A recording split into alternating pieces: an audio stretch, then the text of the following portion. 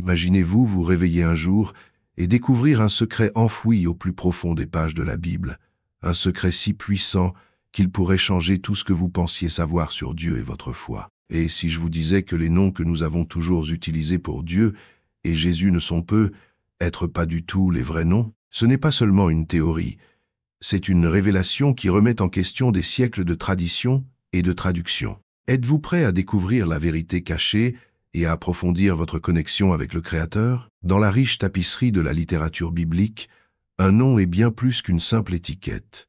C'est une essence, un caractère, une identité tissée dans le tissu même de la connexion spirituelle. Cette compréhension nous conduit à la profonde énigme du tétragramme, YHWH, le nom de Dieu qui orne les Écritures originales quelques 7-0 fois. Pourtant, dans un curieux rebondissement de l'histoire, ce nom divin a été systématiquement dissimulé, remplacé par des titres tels que « Seigneur » et « Dieu ». Ce chapitre approfondit le nom caché de Dieu, explorant les motivations de sa dissimulation et les répercussions de cette perte sur notre compréhension spirituelle. Le tétragramme, YHWH, représente le nom sacré et indicible de Dieu. C'est un nom imprégné de puissance et de révérence, que Dieu lui-même déclare dans Ésaïe 42, 8, « Je suis YHWH, tel est mon nom ». Il ne s'agit pas simplement d'un énoncé, c'est une déclaration d'identité et d'intention.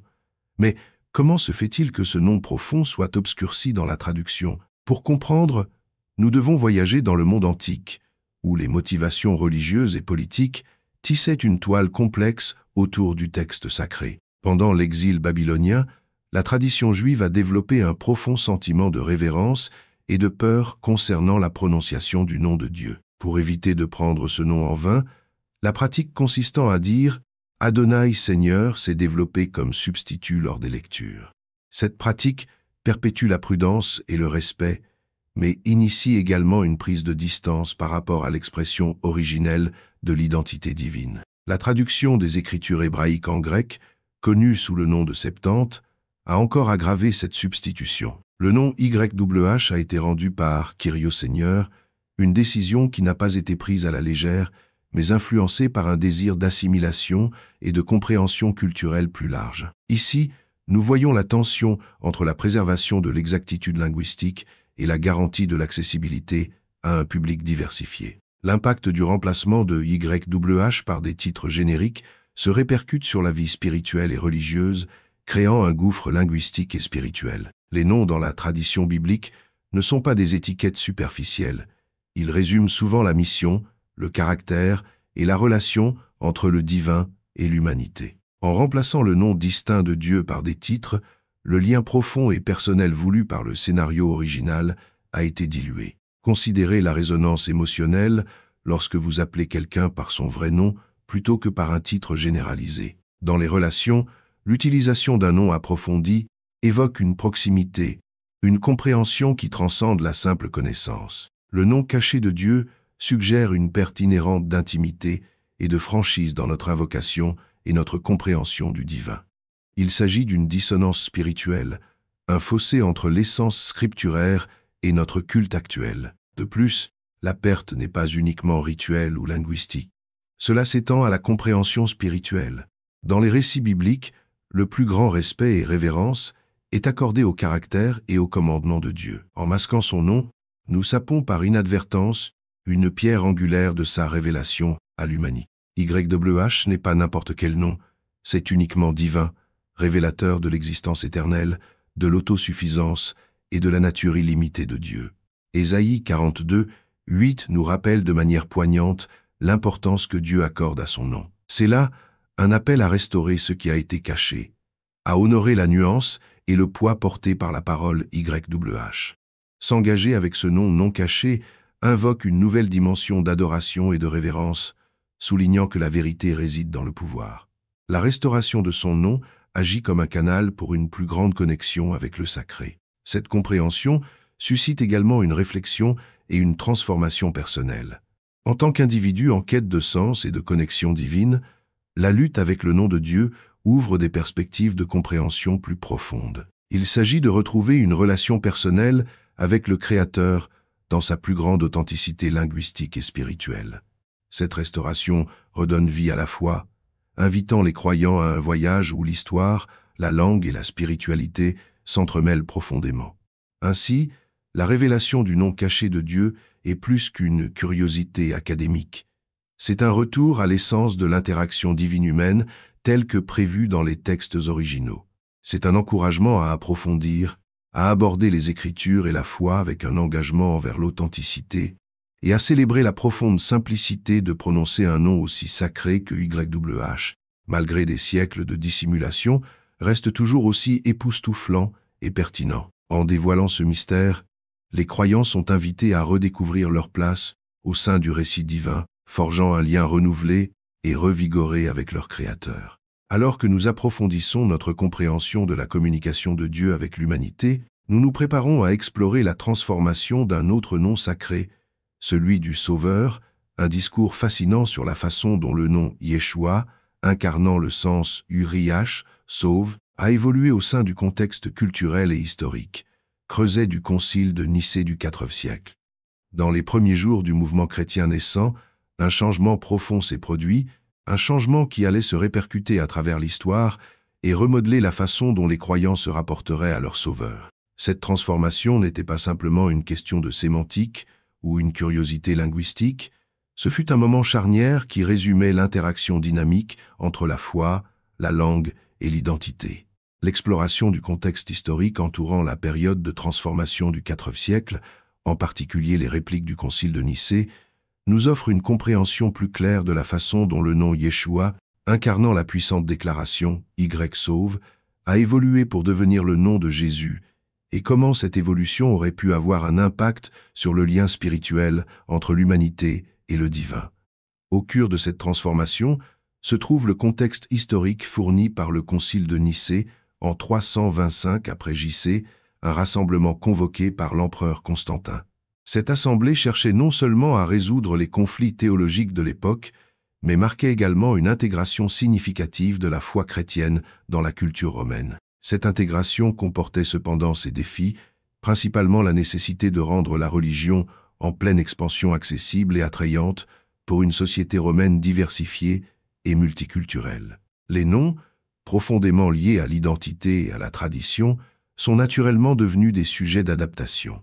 Pour l'hébreu Yeshua, qui est intimement lié à la déclaration divine, YHWH, traduire ce nom sous une forme plus acceptable et plus prononçable pour les locuteurs grecs et latins est devenu une nécessité pressante. Le voyage linguistique de Yeshua à Jésus s'enracine dans les défis de la translittération de l'hébreu au grec et du grec au latin.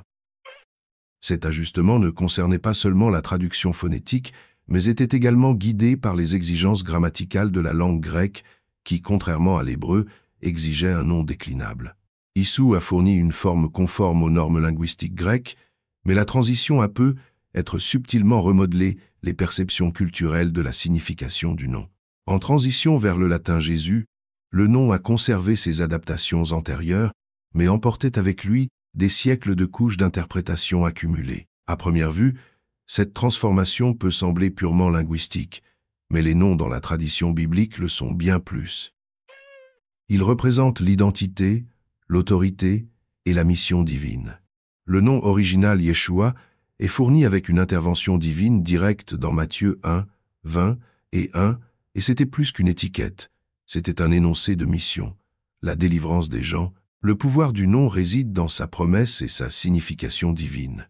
Au fil des siècles, à mesure que le nom de Jésus devenait omniprésent dans la doctrine et la dévotion chrétienne, une question essentielle se pose. La métamorphose linguistique a-t-elle modifié le lien culturel et spirituel avec son essence divine? En changeant le nom de Yeshua en Jésus, est-ce que quelque chose du dynamisme originel et de la relation avec le Créateur s'est dilué? Même si les interprétations théologiques peuvent varier, ce qui reste incontestable est que les noms ont une profonde résonance spirituelle dans la tradition biblique. Jacob devient Israël après avoir lutté avec le divin Genèse 32, 28, ce qui signifie une transformation de son identité et de son objectif. La même chose peut être considérée comme vraie pour Yeshua, un nom qui indiquait directement le salut par YHWH. Pourtant, malgré les nombreuses étapes de traduction et d'adaptation, pour beaucoup, le nom de Jésus résonne avec une profonde signification spirituelle et des expériences de foi profondes. L'universalité du nom de Jésus a facilité la propagation du christianisme, transcendant les barrières linguistiques et culturelles pour toucher les cœurs du monde entier.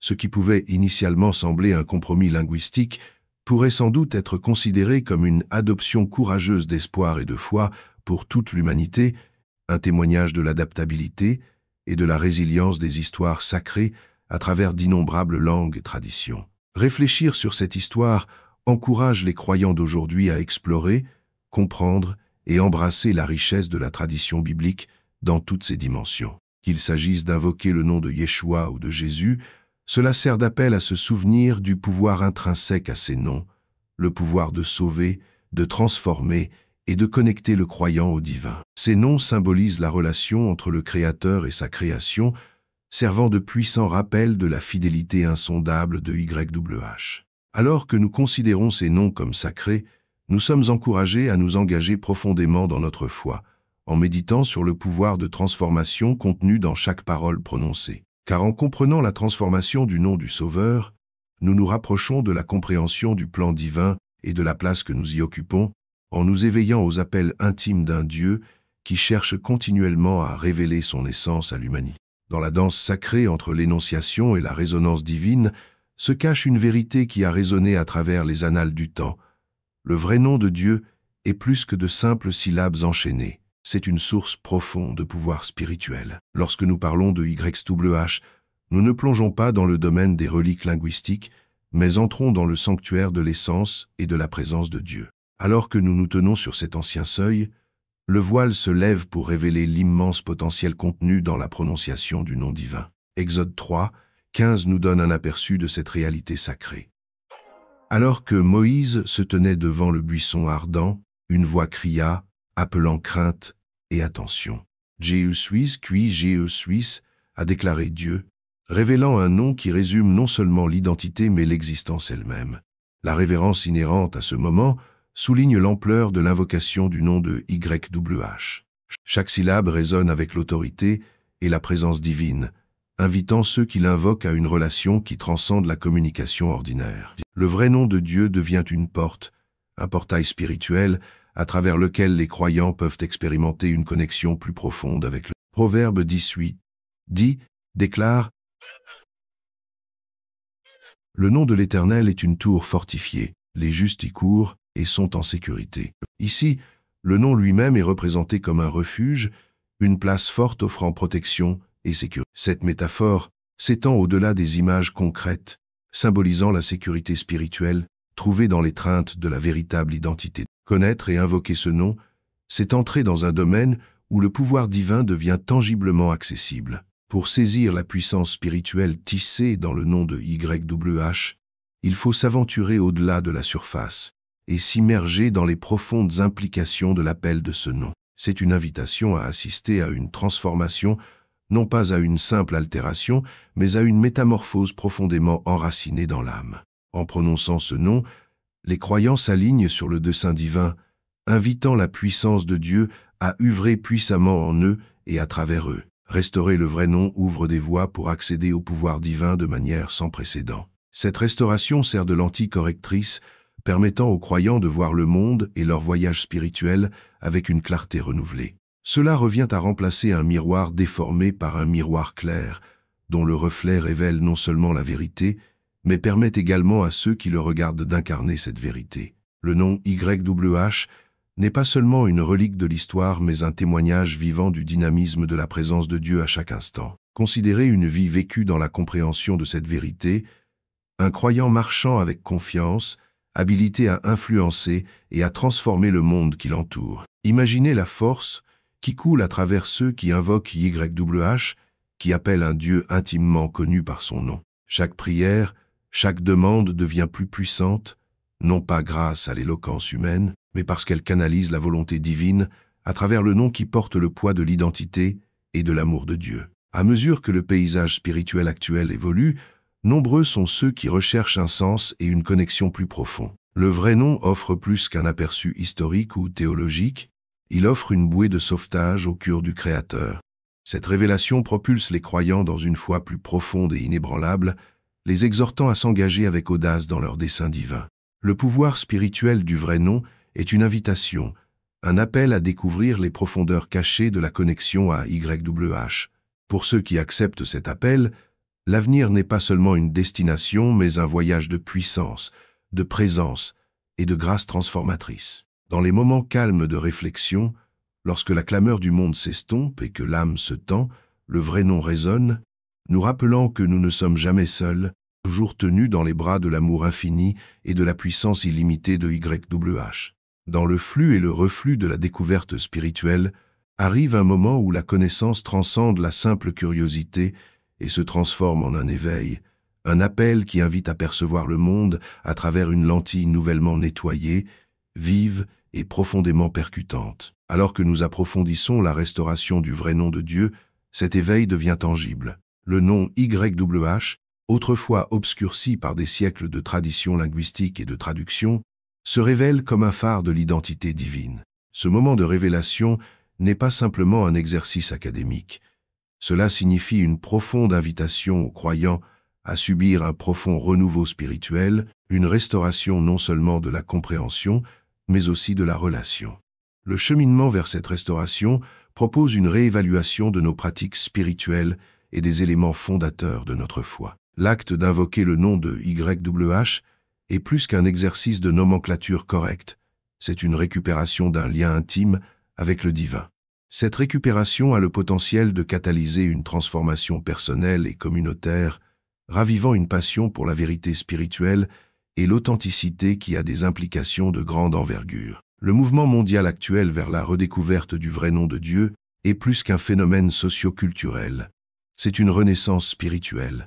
Les communautés du monde entier assistent à un dénouement des voiles traditionnels, ouvrant la voie à une vision plus claire de la nature divine. La restauration du nom de YWH met les croyants au défi de faire face aux limites des compréhensions antérieures et d'embrasser une expérience plus profonde et plus nuancée de la présence divine. Ce processus est intrinsèquement lié à l'idée de renouveau spirituel, offrant de nouvelles perspectives sur la façon dont nous nous rapportons à Dieu et percevons notre propre chemin de foi. Dans Joël 2, 32, il est écrit « Et il arrivera que quiconque invoquera le nom de YWH sera délivré ». Cette promesse reflète le pouvoir transformateur inhérent à l'invocation du vrai nom. Cela suggère non seulement une protection, mais aussi un spectre plus large de bénédictions spirituelles qui attendent ceux qui entrent dans cette relation restaurée. De même, Romains 10, 13 renforce ceci, « Car quiconque invoquera le nom du Seigneur sera sauvé ». Ces passages invitent à embrasser la restauration avec ouverture et anticipation, promettant qu'une communion plus profonde avec YH conduit à un profond renouveau spirituel. Les implications de cette restauration vont au-delà de la croissance spirituelle individuelle.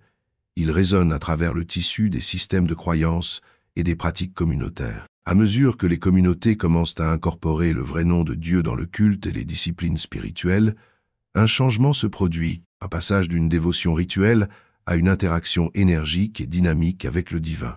Ce changement favorise l'unité au sein de la communauté confessionnelle, construisant une identité collective ancrée dans l'authenticité et la vérité partagée. De plus, cette restauration appelle les croyants à un niveau de vie plus élevé, les mettant au défi de refléter les qualités de YWH dans leurs interactions quotidiennes. Le nom divin, reflet du caractère de Dieu, devient un paradigme permettant de vivre une vie de justice, de compassion et d'amour. Dans cette optique, la restauration se transforme en un guide pratique pour traduire la conviction spirituelle en action quotidienne, influençant la manière dont les croyants s'engagent dans le monde qui les entoure. L'exploration de la restauration dans ce chapitre met l'accent sur les implications personnelles et communautaires du rétablissement du vrai nom de YWH dans les pratiques religieuses. Il encourage chaque personne à répondre à cette révélation avec intentionnalité et empressement pour permettre au nom de Dieu de remodeler et de renouveler sa compréhension et sa relation avec le divin. À mesure que les croyants s'éveillent au potentiel de cette restauration, ils sont appelés à agir en s'engageant dans la promesse de transformation et en s'alignant sur la vérité divine articulée au nom de YWH. S'engager dans cette restauration nécessite une volonté de remettre en question des croyances de longue date en dépassant les zones de confort de la tradition pour accéder au potentiel illimité d'une expérience de foi renouvelée. C'est un appel à approfondir sa discipline spirituelle, à intégrer ces nouvelles connaissances dans la prière, l'adoration et la vie quotidienne. La transformation promise par cette restauration n'est pas réservée à quelques-uns, mais est accessible à tous ceux qui recherchent et embrassent sincèrement le vrai nom de leur Créateur. En fin de compte, ce chapitre sert d'invitation, d'appel à l'action pour ceux qui désirent participer à la restauration de la vérité divine. Il encourage chaque lecteur à avancer avec foi, à récupérer le pouvoir spirituel et les bénédictions disponibles au nom de YWH et à être témoin du profond renouveau qui s'ensuit. Ce faisant, les croyants font partie d'un ensemble plus vaste de restauration, d'une communauté mondiale engagée dans la redécouverte et la célébration de l'identité divine. Le chemin de la restauration n'est pas simplement un retour aux origines, mais un voyage en avant vers un avenir illuminé par la plénitude de la vérité divine.